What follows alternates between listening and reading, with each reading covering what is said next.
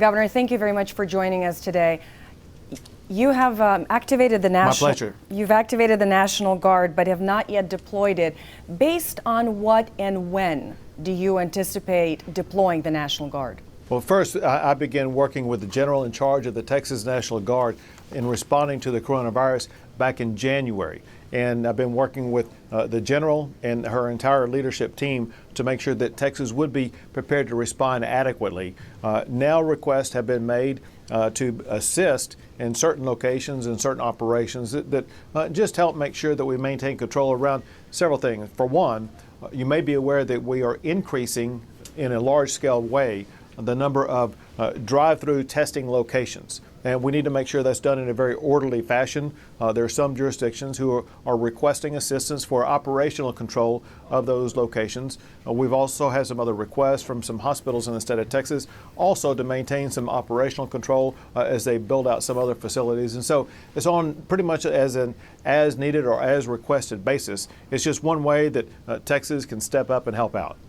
And so how are those locations determined? Does a mayor or somebody who's in charge of emergency management call you up, a judge, and say, you know, I need the National Guard here? Right. The way it works right now is based upon local request or local need. There may come a time when I, as governor, can see a more massive need, which would mean that I would, in a more large-scale method, deploy even more National Guard, like I do typically in response to, let's say, Hurricane Harvey. It just depends on the situation. And so do you have any timeline as to when the first set of National Guard troops would be, say, at a drive-through testing facility? No timeline yet. The goal was to activate them. This gives the National Guard enough time to prepare for what are expected to be the demands so that they would be able to deploy seamlessly.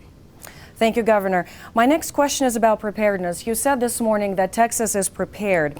At the Committee on Public Health hearing last week, several experts representing hospitals testified that Texas does not have enough beds, hospital masks, or basic personal protection supplies to withstand a large COVID-19 outbreak. Rural hospitals said that they could not purchase hand sanitizer and had to go to Ace Hardware for masks. Have you heard these concerns, and what can the state do to address them?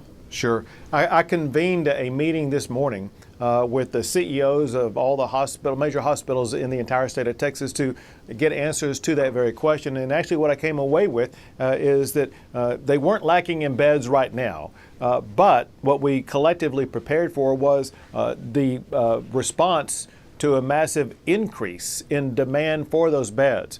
And we have 5 levels of different types of responses that we are now able to deploy in the event that there is increasing demand for these beds in hospitals. What are those 5 levels, sir? Look, I won't go through them all, but I'll give you several examples. One that is considered to be one of the top tier strategies are medical tents. We already have medical tents in what are called medical regions across the state of Texas that can be immediately deployed, and we're going to be adding to that.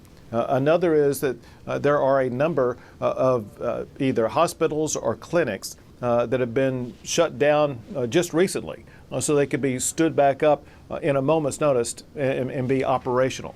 And so we're looking at a strategy like that, ranging all the way down to 5th at the bottom, we have been provided to us hotel rooms, and not just rooms, an entire hotel.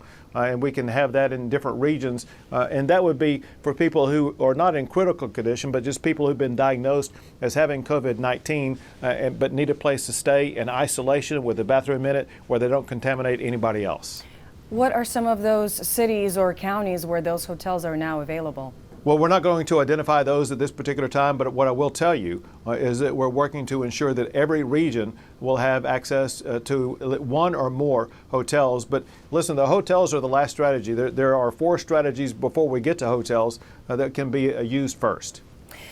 And I'll even give you a 6th one. If we run our hotel rooms, we have plenty of dorm rooms that can be used also.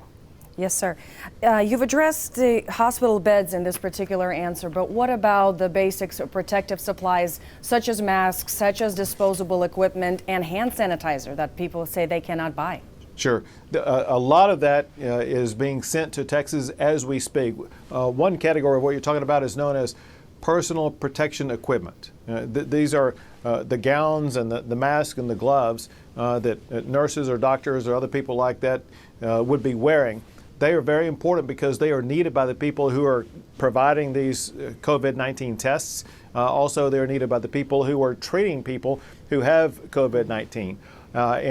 We recently received a large amount from the national stockpile that we are distributing across the entire state of Texas as we speak. Do you believe, considering all the unknowns, that Texas has enough?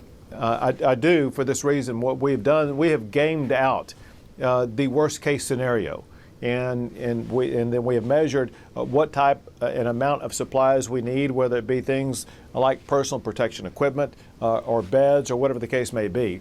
And so we've gamed out the worst case scenario to make sure that Texas is ready. And I can tell you, we are ready for the very worst.